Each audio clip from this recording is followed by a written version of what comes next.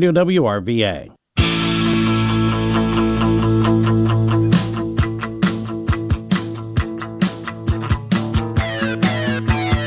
Good morning. This is Richmond's Morning News. I'm Rich Herrera. We're going to continue the program and extend out into the 10 o'clock hour. We appreciate you joining us this morning for ongoing coverage of the conflict between Iran and Israel, with Israel attacking Iran's nuclear program, taking out IRCG officials, their top commanders, and scientists. We want to get reaction from both sides of the aisle. Earlier today, we heard from Representative Rob Whitman, Virginia 1. Now we're going to run out to the WRVA Newsmaker hotline and be joined by Jennifer McClellan, Virginia 4, our representative from right here in Richmond, Virginia. Congresswoman McClellan, thank you so much for making time with us this morning. I know this has got to be a busy day at Capitol Hill. We appreciate you coming on the radio this morning.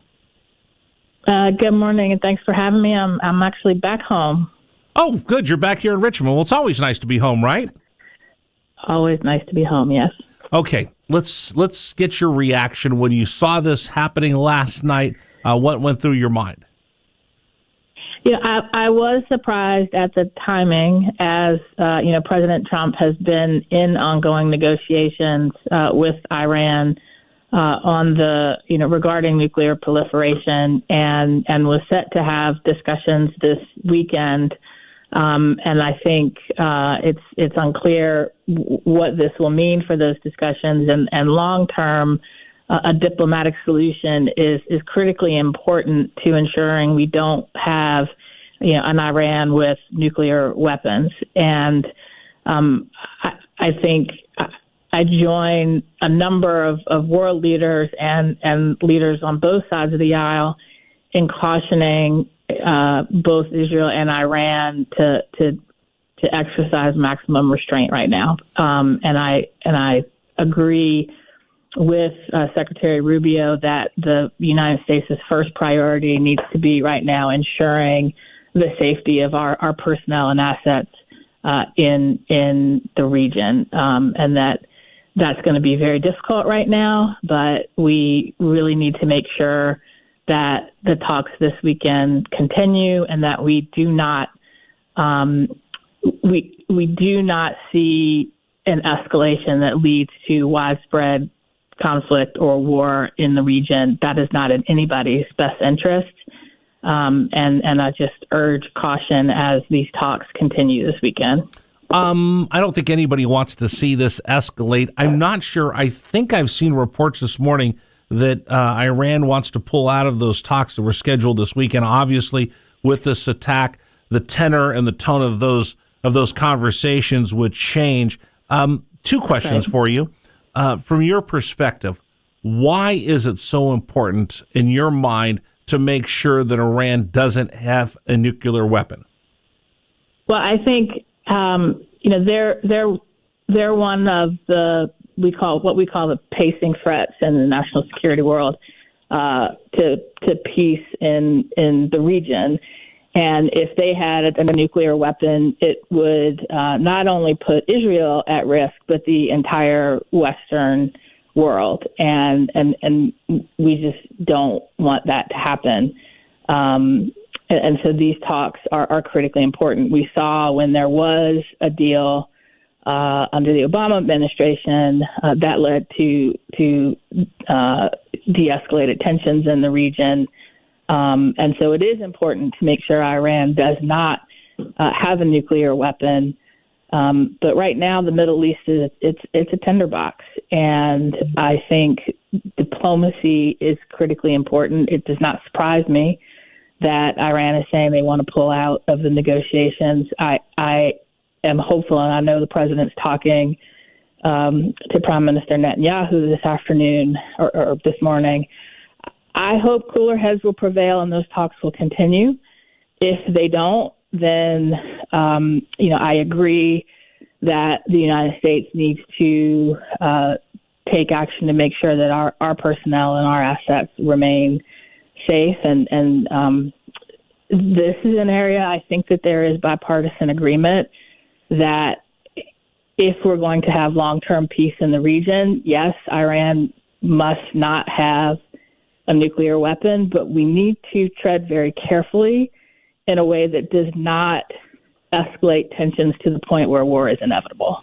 What would your thoughts be on trying to get them back together? Obviously, in peace talks, obviously after such a devastating blow by Mossad and the IDF into the heart of Iran, and losing so many of their top nuclear scientists and military officials, how would you get the two of them back on the table? What could be the talking point that might avert some more bloodshed? Because obviously nobody wants to see this blow into anything bigger than it already is. In fact, I think there's a lot of people hoping that this never would have happened. Well, it is going to be very difficult, but I think it's important to understand a long-term engagement and war in the Middle East it never ends well for anybody. And we need to be sure that in a region that has seen so much tension in the past couple of years, that we de-escalate it. The only way to de-escalate is through diplomatic means. And the only way to have diplomatic means is to come to the table and talk. Whether a deal is possible now, I don't know, but it is always in everyone's best interest to exhaust all diplomatic options before escalating to military action. And so I am hopeful that is still possible. The strikes makes that difficult. But I think we need to give the administration and give all parties involved the space to exhaust those diplomatic options first.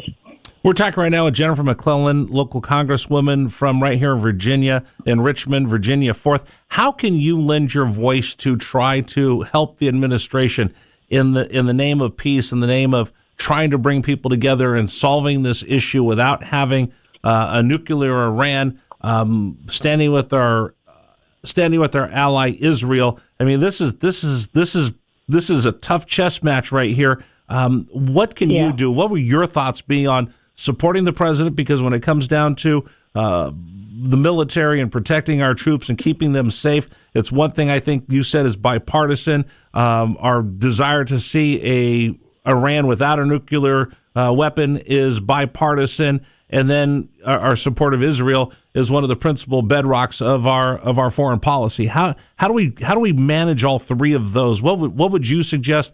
What are your thoughts?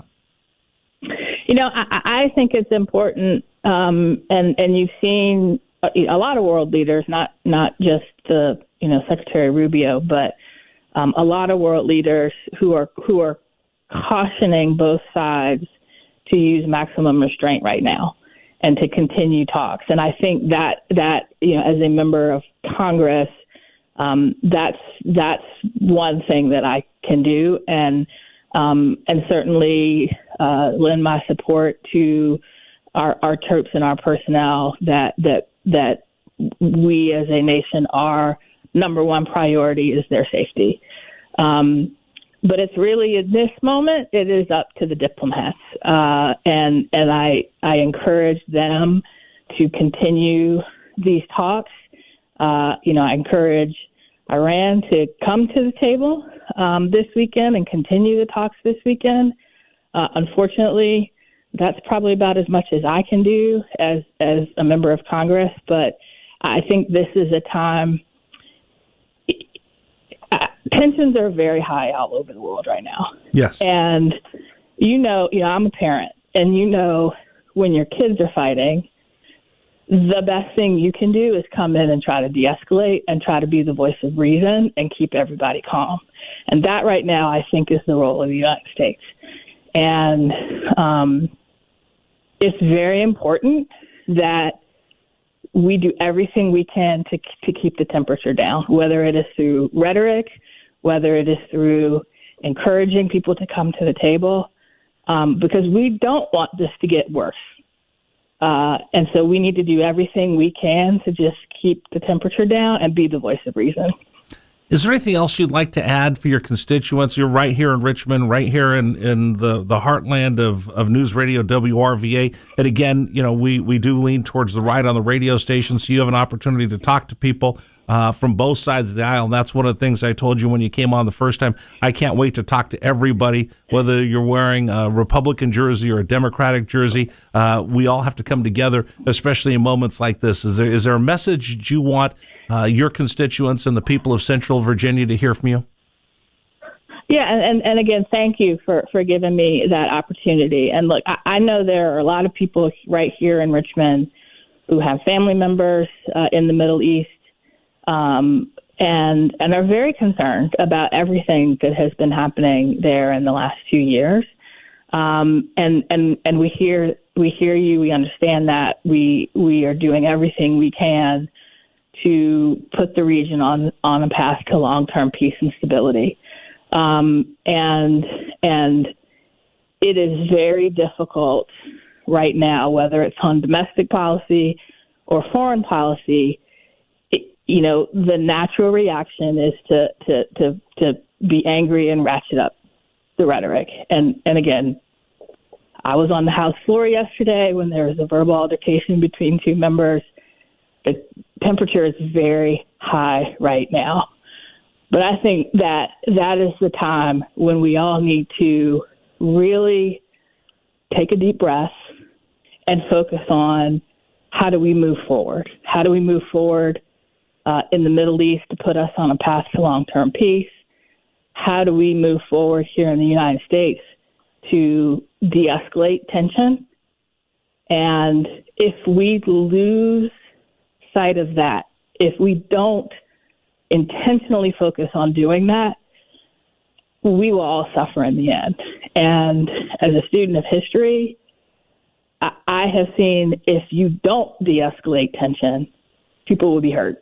And that is what, or die. And I am very concerned right now in making sure that our focus is on making sure we protect as many lives as possible, whether here or in the Middle East.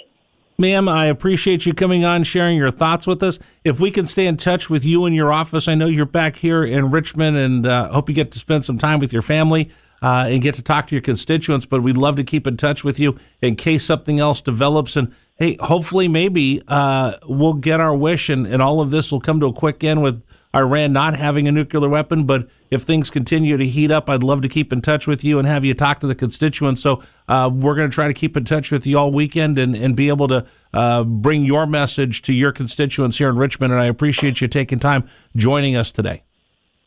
Thank you. You have a great day. All right. Thank you so much. Representative Jennifer McClellan, Virginia 4, joining us here on News Radio WRVA.